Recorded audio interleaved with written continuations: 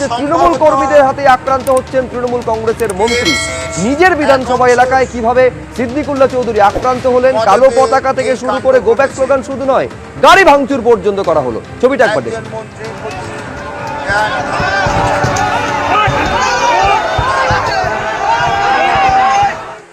প্রিয় দেশবাসী, সিদ্দিকুল্লাহ চৌধুরী সাহেব ও শ্রোতা মণ্ডলী ভাইয়েরা, শ্রেণীগতভাবে প্রত্যেকের প্রতি রইল আমার শ্রদ্ধা, ভক্তি ও ভালোবাসা।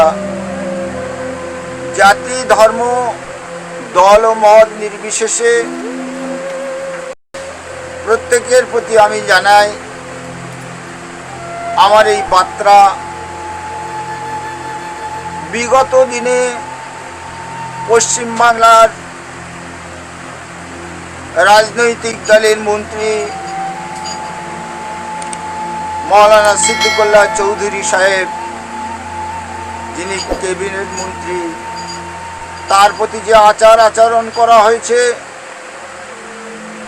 অতীব নিন্দনীয় ও ঘৃণিত। আজ পশ্চিমবাংলার রাজনৈতিক দলের মন্ত্রীর উপরে যদি এমন ধরনের আচরণ হয়, তাহলে আমরা পশ্চিমবাংলার নাগরিক, যারা আমরা টিএমসির অন্তর্গত আছি, আমরা যারা দল করি, জনসাধারণ, আমরা তো আশ্বস্ত হতে পারছি না। সেজন্য বলবো, পশ্চিমবাংলার মুখ্যমন্ত্রী মমতা ব্যানার্জি, আপনি আপনার দায়িত্ব পালন করার চেষ্টা করুন। যারা অন্যায় করেছে, এহেন ধরনের আচার আচরণ করে বা যাদের ইঙ্গিতে হয়েছে, তাদেরকে অবিলম্বে গ্রেফতার করুন, আইনের আওতায় নিয়ে আসুন। 100% আমি যা বলছি, এলাকার মানুষ উত্তপ্ত হয়ে আছে। আপনার দলেরই তো পঞ্চায়েত সমিতি। আমি বলি শুধু মৌলানা সিদ্দিকুল্লাহ চৌধুরী সাহেব ক্যাবিনেট মন্ত্রী নয়, তিনি একজন পশ্চিমবাংলার অরাজনৈতিক সংগঠন, স্বাধীনতা সংগ্রামী সংগঠন জমিয়তে উলামায়ে হিন্দের সভাপতি। তাছাড়া আরও অনেক অরাজনৈতিক সংগঠনের সঙ্গে সংযুক্ত আছেন। সেহেতু এহেন ধরনের একজন ব্যক্তিত্বপূর্ণ ব্যক্তির উপরে যদি এ ধরনের আচরণ হয়, তাহলে অতীব দুঃখজনক। আমি দক্ষিণ 24 পরগনা সুন্দরবন এলাকা থেকে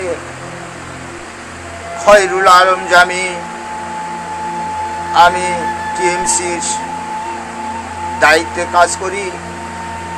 আমি কথায় বিনতি সহকারে মুখ্যমন্ত্রী মমতা ব্যানার্জি সাহেবকে জানাই, তিনি অনতিবিলম্বে এর একটা সুষ্ঠু মীমাংসা করেন, অন্যায়কারীদের ধৃষ্টতামূলক ব্যবস্থা করেন, এই অনুরোধ রেখে।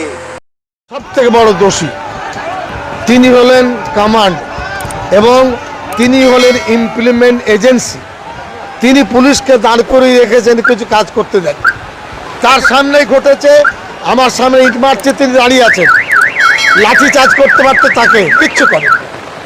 একেবারেই মন্ত্রী জানালেন কি ঘটনা ঘটেছে। আমরা কোনো প্লাবনে পা দিয়ে কোনো রকমের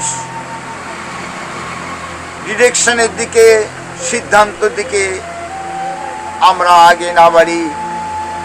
আমরা জানি পশ্চিমবাংলার মুখ্যমন্ত্রী মমতা ব্যানার্জি, তিনি ন্যায় নীতির পথিক। সুতরাং আবার আবেদন রাখবো মমতা ব্যানার্জি সাহেব, আপনি এর একটা সুষ্ঠু মীমাংসা করুন, যাতে করে পশ্চিমবাংলার এই অন্যায় দুষ্কৃতকারীদের দৃষ্টতামূলক ব্যবস্থা হয়। এই আশা রেখে